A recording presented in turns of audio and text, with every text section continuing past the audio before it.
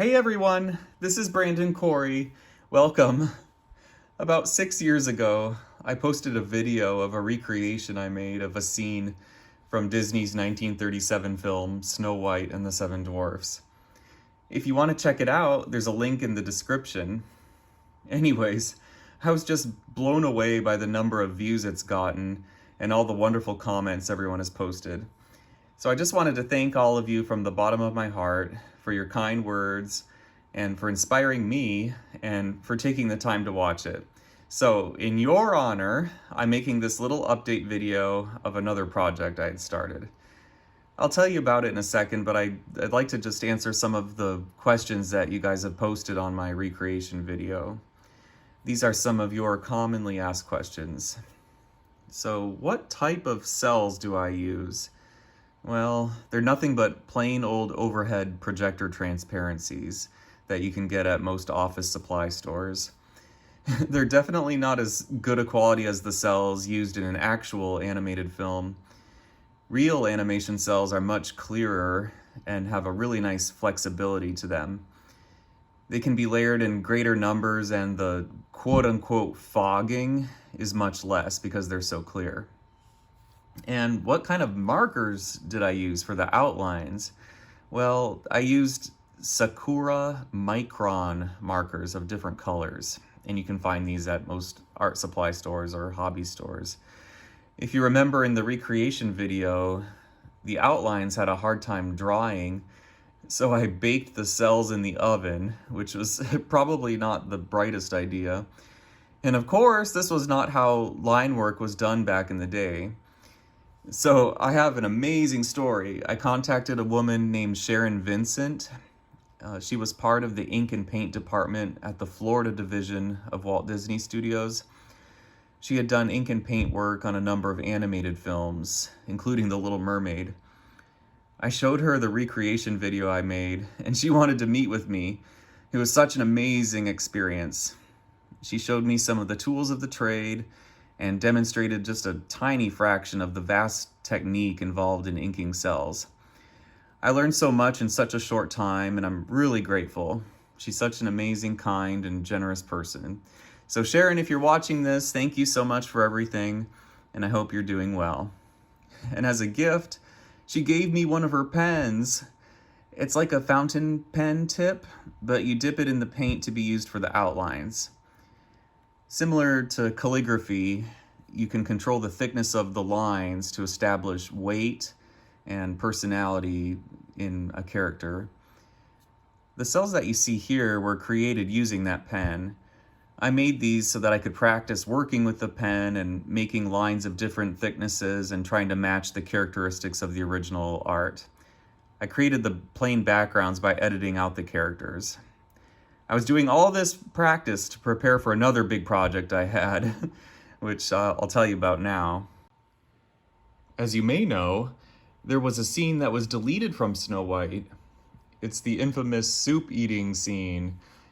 It was supposed to occur after the dwarfs wash up for supper.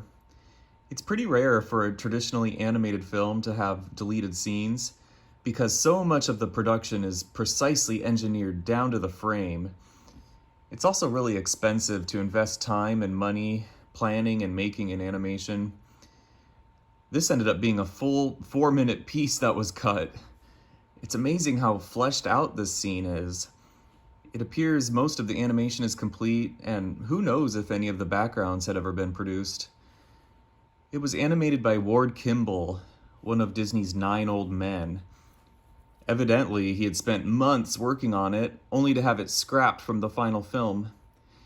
Don't quote me on this, but he was understandably so upset by this that he was prepared to leave the company.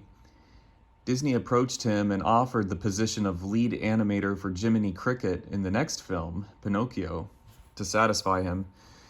In any case, we are left with an incredible piece of animation along with a soundtrack. Wouldn't it be cool if someday it were given the ink and paint treatment and completed? I think Ward Kimball would be thrilled. About 5 years ago, I made an attempt to do some work on it. So far, I've completed 3 short little clips. Here's the first one. It's being played back and forth between the original production drawings and my completed version.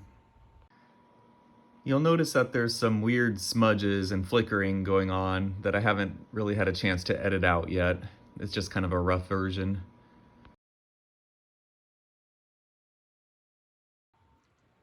Here's the second one.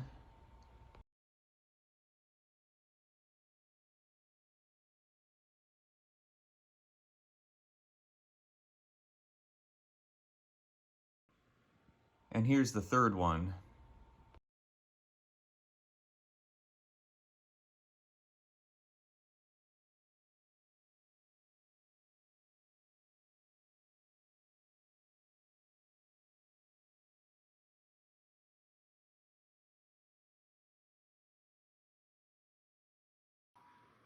Here are the cells from one of the clips.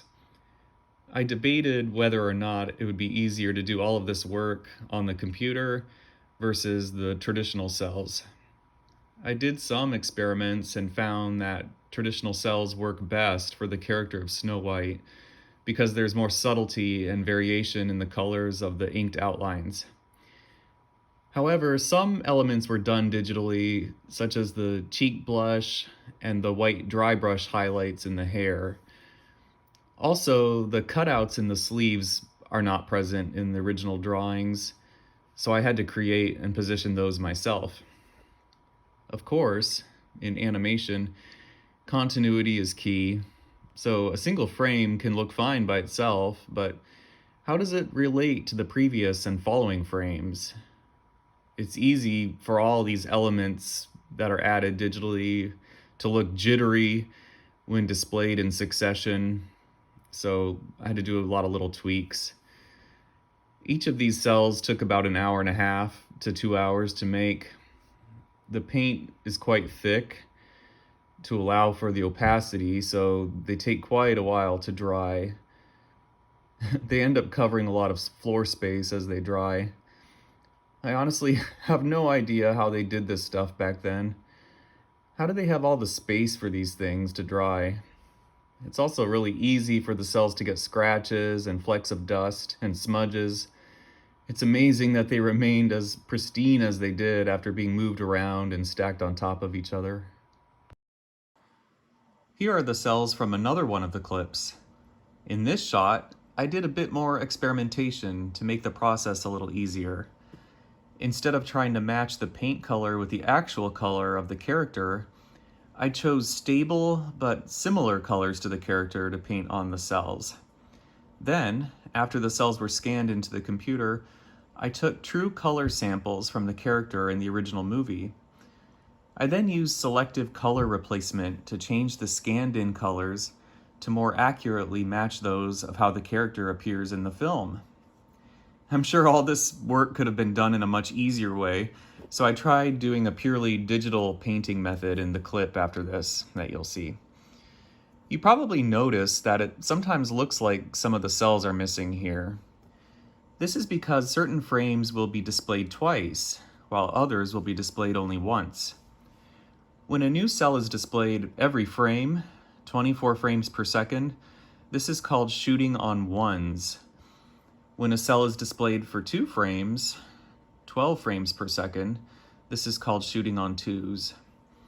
In a typical traditionally animated film like this, the animators use a healthy mix of shooting on ones and twos, not only to save money, but to keep the animation fluid.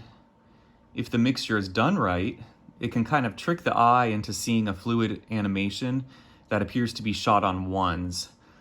Sometimes, cells can be held for longer periods, such as being shot on 3s or 4s. In really cheap animation, such as those rapidly produced for old Saturday morning cartoons, cells can be held for very long lengths of time. For instance, a single cell might contain a character's body, and the same cell is held for seconds or more, while the head is more fluidly animated and placed on top of the body. Sometimes a cell containing the character's head is held, and then separate cells of the eyes blinking are laid on top. So next time you're watching a traditional animation, especially so-called full animation, such as that in a Disney movie, Try watching it frame by frame and see if you can spot where the animation shifts from being shot on ones versus being shot on twos. For the third clip, I tried using only digital painting. I drew the outlines on the cells only in black. The black is a good contrasting color to contain the filled-in white spaces. It seems to work well for the dwarfs. I used real color samples from the character in the film to paint in the digital cell. So how did I produce the backgrounds for these clips? I knew I wanted to retain the original artistic style of the movie, so I thought it would be best to take elements directly from the film itself. For example, to produce the background wall in this shot, I searched around in the movie and found a wall featuring similar perspective that could work. I inserted it into the new background. To produce this pillar, I found a similar looking pillar in this shot from the movie. I flipped it upside down and added a few more spiral twists and darkened it and modified the saturation and colors so that it would blend in with the new background.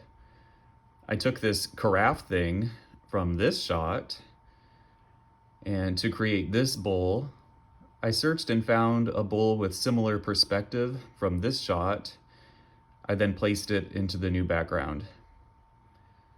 To make the fork, I found a similar fork in this shot. However, it's laying on the table at a different angle, so I rotated it around to be consistent with the sketch drawing. To make the chair, I found this chair from this shot, and I simply flipped it around and set it at the table. To make the table itself, I used the corner of this table from this shot and flipped it around and inserted it into the new background. I used texture samples of wood from other parts of the movie to fill in the rest. Making the background for this shot was a bit more complex. This is a pan shot with the camera moving up and down. So a background that is larger than the field of view had to be made so that it could be digitally panned. To make this fork, I searched around and found a nearly identically angled fork in the Whistle While You Work sequence. The background shelf was taken from this shot. I created the upper arch of it since it's missing in the original shot. In this sketch, the top of a glass is visible. I took one from this shot and inserted it into the new background. I also think I took some elements from the movie Pinocchio because it features a very similar art style. So when is all this going to be finished? Well, it's been 5 years since I've worked on any of this, 5 years since I've even thought about any of this, and 5 years since I've made a single cell of any kind. However, going back and looking at all your great comments and the process of putting this video together has kind of inspired me to get back into it. If I were to start doing this again, I would probably start all over and redo everything I've done. I'd make everything using a standard high definition resolution, and I'd definitely look into using better software and doing all the work with an art tablet instead of physical cells. It would just be easier and more manageable. It really is an obscene amount of work and will definitely take some time. Maybe I could get it all finished in time for the film's 100th anniversary. In the meantime, I've been involved in a bunch of other personal projects that have taken my attention.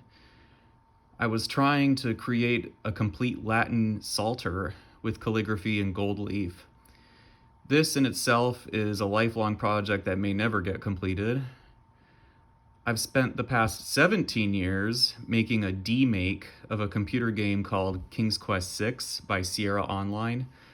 I'm demaking it so that instead of looking like it was produced in the 90s, it's being reprogrammed into an engine from the 80s.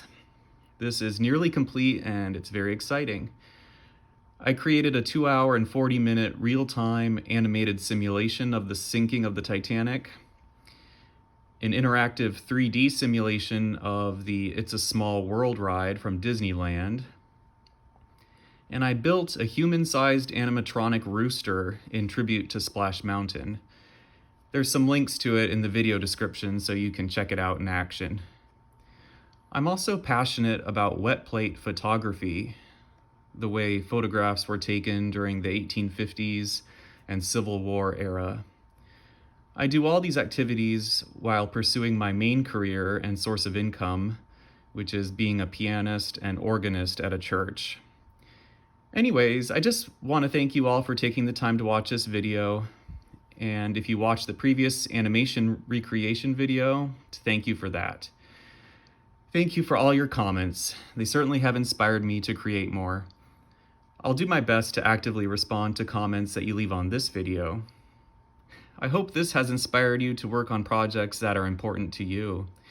Remember, you can accomplish practically anything if you put your mind to it. You just have to dive in and do it. Sometimes this is easier said than done when we're going through some of the hardships that this world throws at us. You can do it. I believe in you. Thanks again, and hopefully we'll talk soon. Take care.